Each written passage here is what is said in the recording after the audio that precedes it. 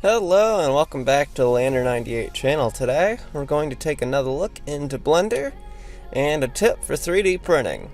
This actually goes for any model that you make for 3D printing, especially if you have a lower quality 3D printer. Now I do have a lower quality one as well as technically a high-end one. However, the low-end one still prints better than the high-end one, thanks to modifications. So what are we looking at today? We are going to look at building a super strong base.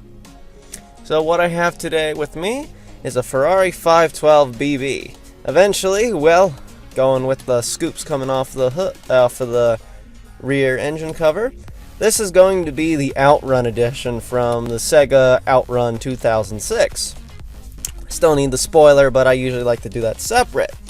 So, what are we going to do? The car is obviously going to be 3D printed like you'd imagine, from bottom to top. However, some cars, well, their body parts aren't level, at least at the very bottom. Sometimes, especially if we come over here, looking at the blueprint, it has a slight incline, as you can look from there to there. Very, very slight incline. However, people that will make a car super close, well, they'll follow that. And if they plan on 3D printing it, they're going to run into a major issue supporting the vehicle, or supporting the print in general. Because here's how it is. If I were to, let's say we're going to solidify it right now, and we're just going to throw out a solid 1 millimeter thickness. Don't mind the wheel well there, I still got to get to that. However, as we can see here, we got a nice thick bit right there. And if I were to go export STL, better put test in there. Test, export. Come over to our slicer.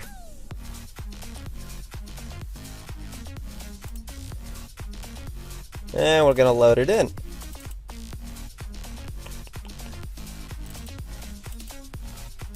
Okay, well for me this is very tiny.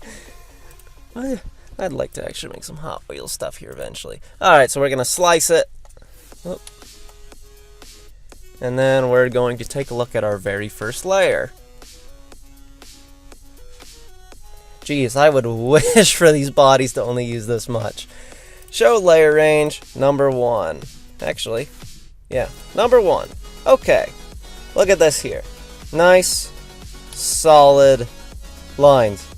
And even, because I also made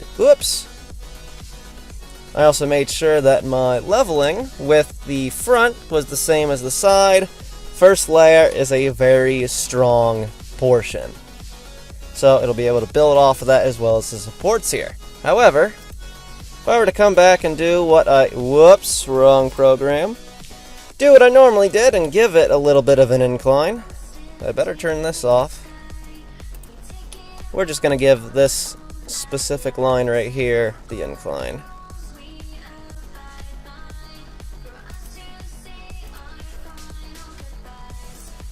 Watch it still come out good because it still technically chops off 0.03 millimeter. Go over top of that, open our slicer back up, it's going to do its update, reslice,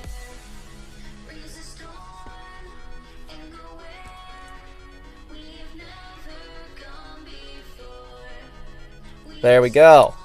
Because the front bumper is now technically lower than the side skirt, it's going to cut the side skirt off. And let's see. So then the side skirt comes in on layer 2, which isn't the worst. However, as we can see, because there is no support at this very spot, technically this portion right here is printed in mid-air. Even though technically it'll still touch, it's just not planted very well. Same goes with the rest of the front bumper here, as it is starting to build it up.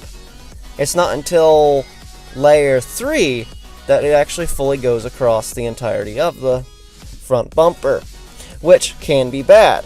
Now, it might not look like much initially, however, once it starts printing, and the layer height isn't bonding to the surface very well, you're going to notice it. So we are going to come back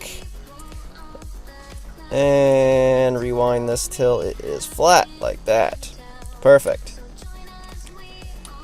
Now how about things that do not touch the surface of the hotbed? Like this rear bumper here. This isn't going to touch because it just in no way, shape, or form is it supposed to be as low as the side and front. Okay, so how do we make sure that this is solid? Well, first off, we want to make sure that this is level. As we can see here by just the lines here from the screen pixels, it is not flat by any means. So let's flatten that. It's always good to, at least in Blender, it is S, then Z, scale, and then Z axis. Alright, so we got that. Now it's all level. However, not the same cannot be said for the solidification. As we see, because of these angles right here, it is actually extruding exactly perpendicular to that. So it is not flat. So once this starts building up, as we can come here and take a look. Let's see, when is it going to start? There, right there. It starts forming at a very, very thin line. Not very supportive. Whoops, come back. Alright, so we're going to come right there. And then we're going to do something else. We're going to extrude a very tiny line. So, P for extrude, Z-axis straight down, and we're going to stop right here.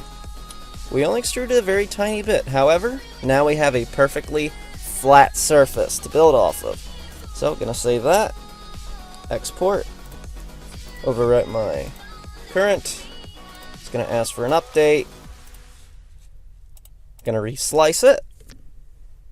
And then we're going to see the difference here. My computer battery's going to die soon. Bam. Look at that. Even though it's still across supports, and technically we are still looking at 3D printing in mid-space. I'll cover that in another video.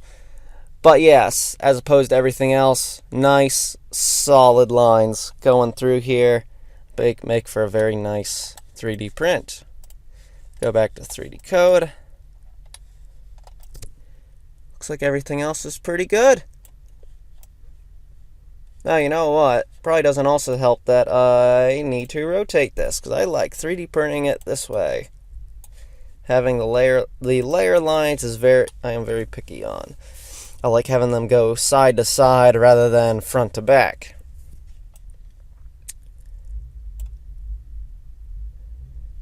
So it's still going to take about the same amount of time. However, now that we have the lines going this way, it's a little more supportive. However, we're still missing some here.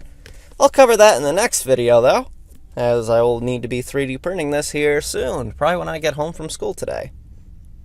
Actually, that's going to be a while.